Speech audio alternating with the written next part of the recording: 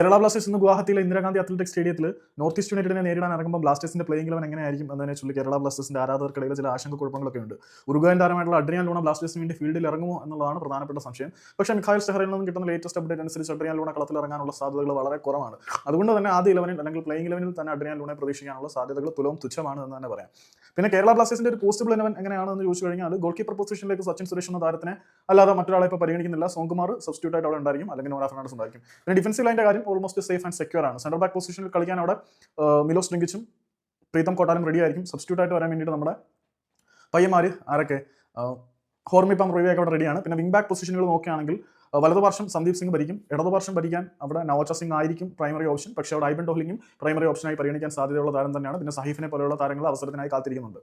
മധ്യനിരയിലേക്ക് നോക്കുകയാണെങ്കിൽ പിവോട്ടൽ റോളിലേക്ക് വേണ്ടി കൊയേഫ് അവിടെ മധ്യനിരയിൽ അലങ്കരിക്കാനുണ്ടായിരിക്കും എന്ന കാര്യത്തിൽ സംശയമൊന്നുമില്ല. പിന്നെ നമ്മുടെ വിപിൻ മോഹനായിരിക്കും ക്രിയാത്മകമായിട്ടുള്ള നീക്കങ്ങൾക്ക് ചുക്കാൻ പിടിക്കുക വിപിൻ മോഹനായിരിക്കും. ബാക്കിയുള്ള താരങ്ങൾ ഡാനിഷ് ഫറൂഖ് ആയിരുന്നു കഴിഞ്ഞ മത്സരത്തിൽ ഉണ്ടായിരുന്നത്. ഡാനിഷ് ഫറൂഖ് അത്യാവശ്യം നല്ല പെർഫോമൻസ് കാഴ്ചവെച്ചു എങ്കിൽ പോലും ഡാനിഷിനെ മറികടന്ന് അസർ ആദ്യ 11ലേക്ക് വരാനുള്ള സാധ്യതകളെ തള്ളിക്കളയാൻ പറ്റില്ല. പിന്നെ സ്ട്രൈക്കിംഗ് സോണിലേക്ക് നോക്കുകയാണെങ്കിൽ ലോൺ സ്ട്രൈക്കിംഗ് പൊസിഷനിൽ എയ്തർ പെപ്ര ഓർ ജീസസിന് തന്നെ ആയിരിക്കും പ്രയോറിറ്റി എന്നാണ് ഞാൻ വിശ്വസിക്കുന്നത്. ലെഫ്റ്റ് ഫ്ലാങ്കിൽ നോഹ സദോയ്, റൈറ്റ് ഫ്ലാങ്കിൽ രാഹുൽ കെ പി ആയിരിക്കും.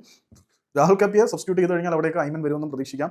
അപ്പം ഇതാണ് നിലവിലെ അവസ്ഥ അനുസരിച്ച് കേരള ബ്ലാസ്റ്റേഴ്സിന്റെ ഒരു പ്രഡിക്റ്റഡ് 11. ലൂണ വരാനുള്ള സാധ്യത കുറവാണ്.